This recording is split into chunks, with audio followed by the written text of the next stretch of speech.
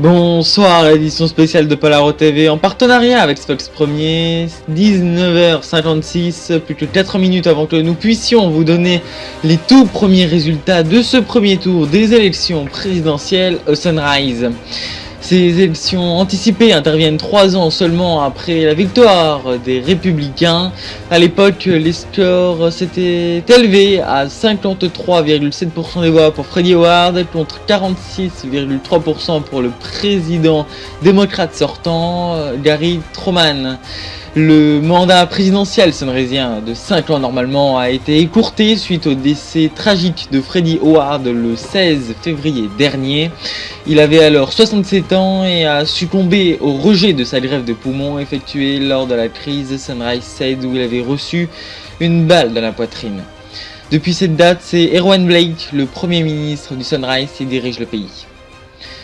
Mais les pronostics sur cette élection sont vraiment très mauvais pour les Républicains. En effet, le parti de l'ancien président risque de subir la même déflagration que lors des dernières élections philiciennes.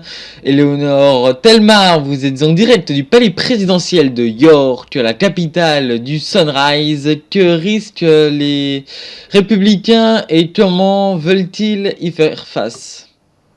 Bonjour. C'est une véritable épée de Damoclès qui se trouve sur la tête des Républicains et sur l'unique candidat de gauche à ces élections, George Winston. Rappelez-vous des élections de septembre dernier où c'était 29 démocrates qui étaient partis pour le Parlement philicien contre 17 pour les Républicains.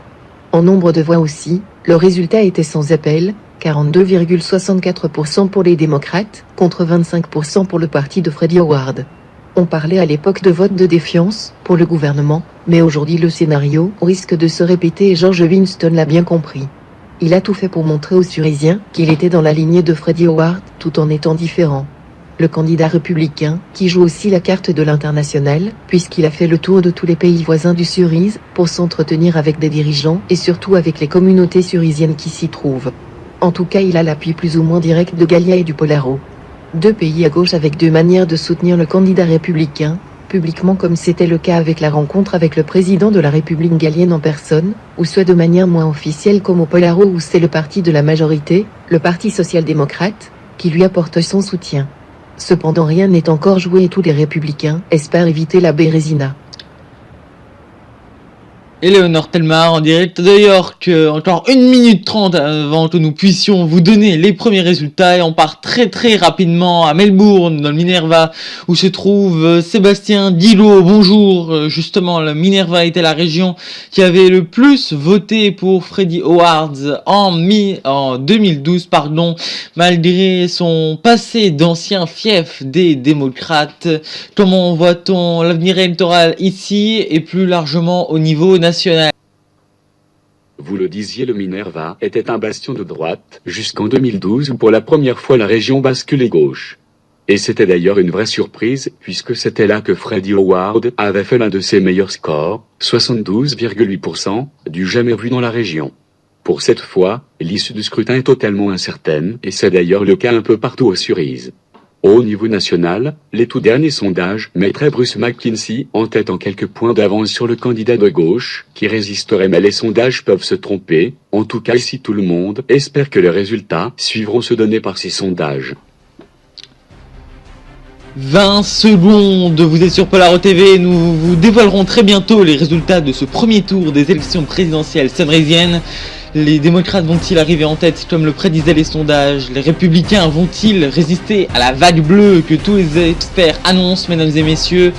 Voici les résultats.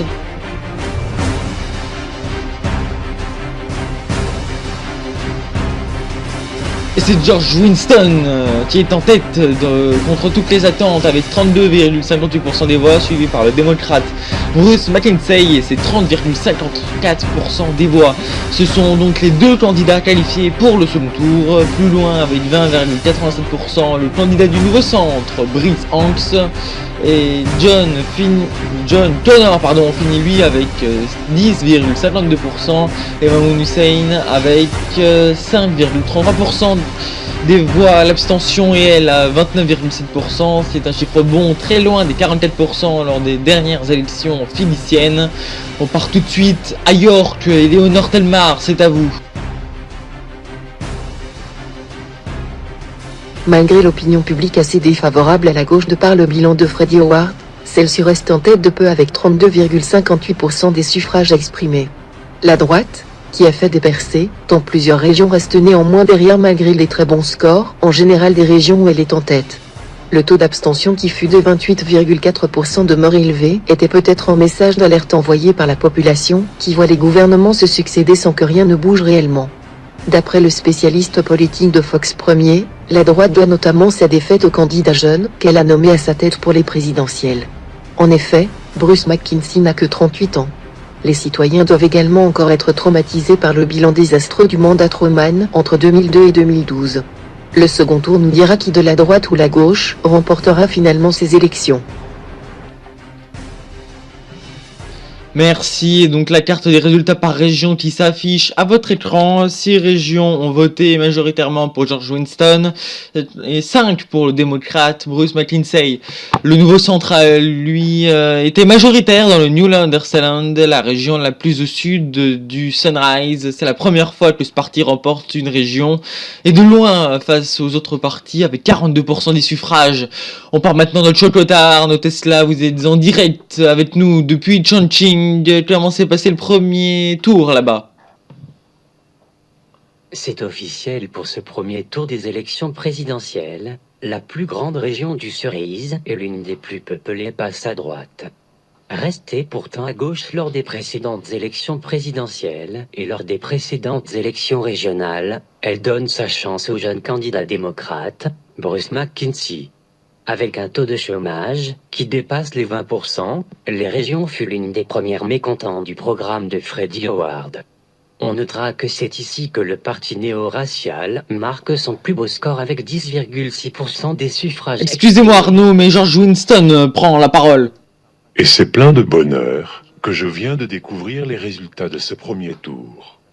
Je remercie grandement nos électeurs fidèles qui ont su redonner pouvoir à la gauche par respect de Freddie Howard. Je savais que ce serait serré et il ne faut pas crier victoire si vite. Le second tour sera décisif et je suis sûr que la droite n'a pas dit son dernier mot, loin de là. Aujourd'hui, nos fiefs sont restés à gauche, ce qui me ravit, mais des régions que nous avions conquises notamment lors des dernières élections présidentielles sont tombées à droite. Il faut donc travailler dur lors de cette dernière ligne droite, que sera la semaine prochaine. Je tiens également à remercier le Premier ministre Erwin Blake pour son soutien, mais également tous nos militants, ainsi que les citoyens qui nous ont fait confiance. C'était George Winston, le candidat républicain, qui finit donc en tête dans ce premier tour. Je vous rappelle les scores des 2 candidats qualifiés pour le second tour qui aura lieu dimanche prochain. George Winston, le candidat républicain, est en tête avec 32,58% des suffrages, suivi par le démocrate Bruce McKinsey qui fait lui 30,54% des voix. C'est donc tout ce que l'on pouvait dire à cette heure. Continuez de suivre en direct cette grande soirée électorale sur Squirrel @ TV ou avec le hashtag élection au pluriel Sunrise, tout attaché, pardon. Tous les articles sont déjà disponibles sur le site internet de Polaro TV, polarogc.wix.com/Polaro TV. Merci de nous avoir suivis. Quant à moi, je vous donne rendez-vous dimanche prochain pour le second tour de ces élections présidentielles au Sunrise. Merci de nous avoir suivis. Bonne soirée.